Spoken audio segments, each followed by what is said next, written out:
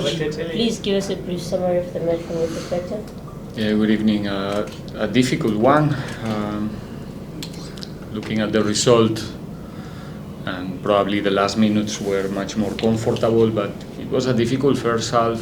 I think a good opponent. Credit for Hungry Lions. They came here to play football, not to just sit in the box, and they came with a compact positioning with the back four very high on the field. So we have difficulties to find little pockets. It was I think we create more danger to ourselves than to the opponent every time we try to find those intermediate positions.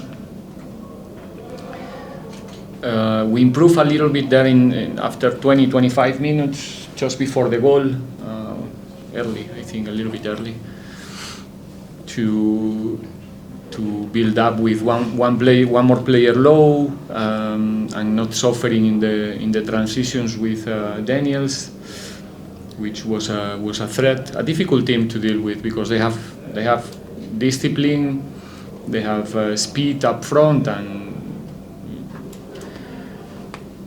was not so far that they actually get the lead in those first 20 minutes. So, like I said, we managed to open the game, to get the lead with one of those balls to the space, and I think in the second half, even before the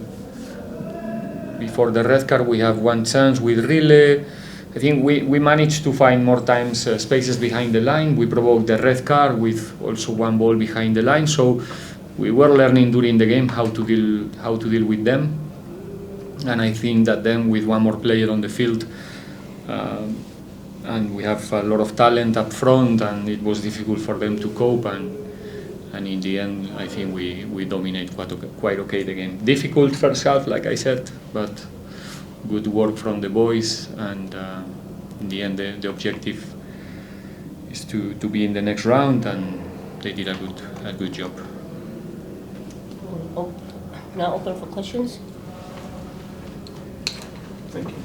Good evening, Coach Karau. Good evening.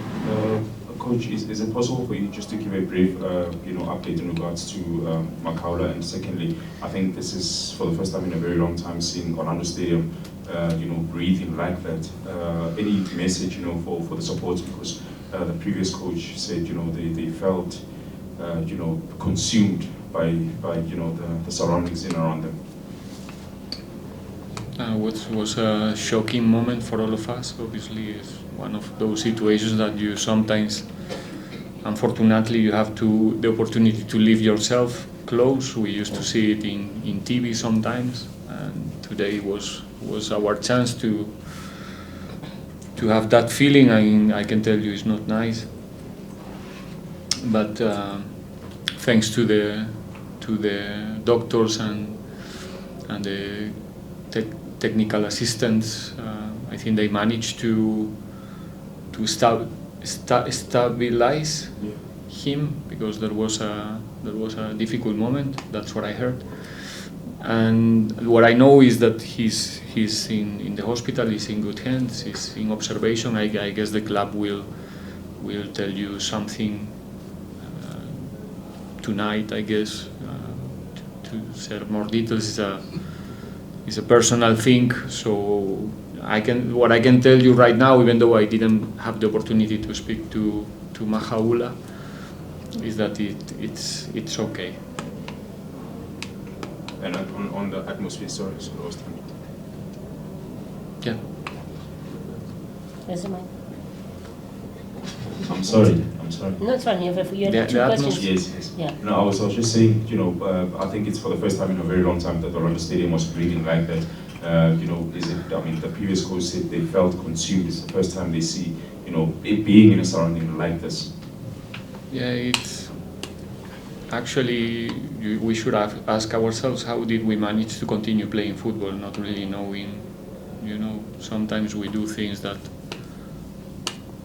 we should even question ourselves, because, like I said, was not a easy moment, but doctor told us that he was okay the moment that he came in, and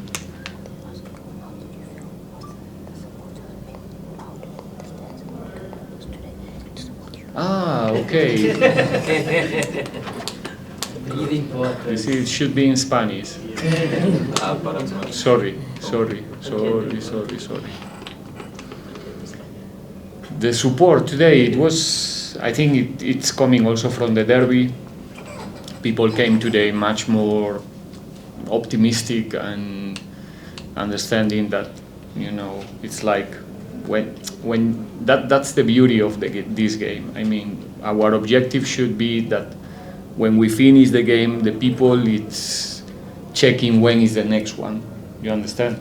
And I think that was a little bit the feeling after Chiefs game, after the derby, that people is checking, okay, when we have another chance to see these guys playing football. And I think that was the atmosphere today in Orlando, which I have to say that was not in the last two games, Stellenbosch and Cape Town Spurs, but because we didn't play the way that they want to see us playing football. So when the atmosphere is like that, it's much more easy for us to play well. But anyway, I think the first 15-20 minutes we were a little bit shaking also in those moments, but little by little we found a way to play the game together. From Miss 24. To add on that, Coach, what will it take to turn Orlando Stadium into a fortress, a place that visiting teams don't like coming in? Because it's a stadium that the sound is second to none in terms of the fans, and also when things are good, they're able to also play with the team. Absolutely. I mean, if you have that amount of people behind, and it's difficult to lose points. But it's us. We need to invite them to come with our football, with scoring goals. We know what the Pirates fans want, and it's on us to give them what they are looking for with good performances. I'm sure that if we continue winning games at home and scoring goals, they will, little by little, come and support us more. It is what it is in football. So, but like you said, I think in 2024 we are unbeaten in Orlando, 2 games.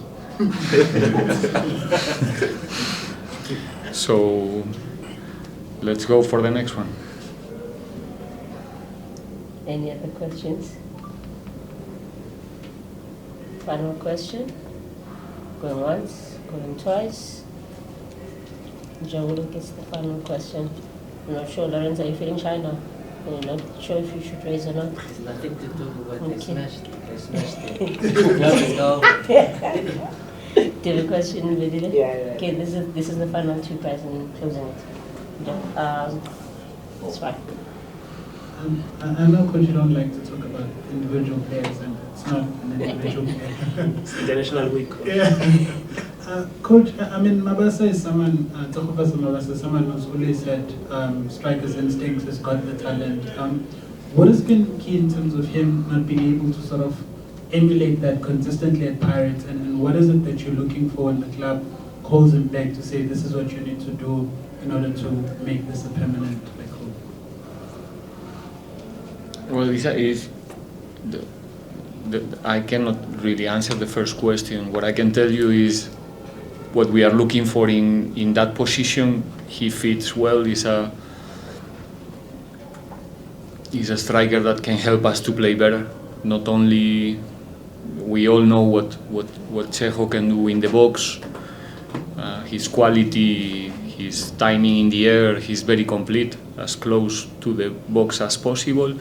But he's also improving in his,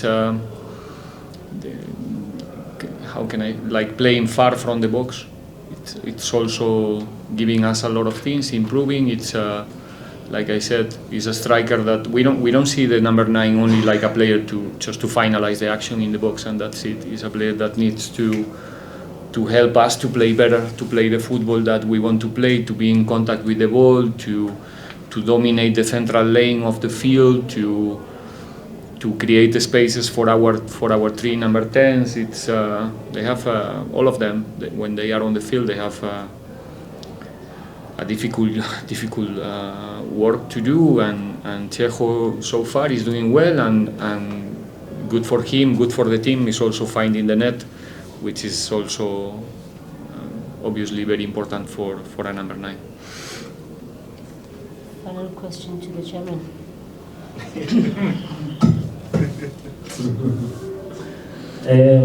Coach, I'm sorry to take you back. I just noticed around the incident that happened of Makaula, and then I saw the reaction of some players, maybe just some few moments before time now, they would respond. You could see some jittery there and there, maybe it was working them, but the performance they showed in the second half, it was just something totally different. And I was just reminded of, and I saw even Utelezi kept a clean sheet with all what he's gone through. A lot has been said about certain players, maybe mental strength, not being strong enough. But I'm also reminded of how we saw some players and how they dealt with this at the AFCON. So since you got here, would you say the aspect of mental health, in fact mental strength, is something that is improving for the certain players that you've coached? Well, it's I don't know if there's any way I can measure that. I can talk about what I feel. It's obviously that we were already working together for 20 months, 21 months. And we went through many different experiences together. Football and no football, professional and not professional, because we are a big family. We are about 60 humans every morning in Rand Stadium, between players and coaching staff. So we have, you can imagine in that space of time, a lot of things has happened, and I think we try to grow with others' experiences as well. You understand what it happens to Melusi recently? Nobody can, guarantee that it's not going to happen to me. So what is happening to me, it's going to help them as well. So we try to, it's like a family in the end, and we try to grow together and use the experiences and all the things that are happening around the team, which are not few, obviously, because of, many reasons not related with football. Our experience in Africa, even though was not the most successful one, the finals, there's quite a lot of intense moments in our journey here, in our time together here. So that's the way, accumulate those experiences, get strong after, especially the difficult ones. That's how you grow, that's how you improve, going through difficult moments. And that's how little by little we getting better.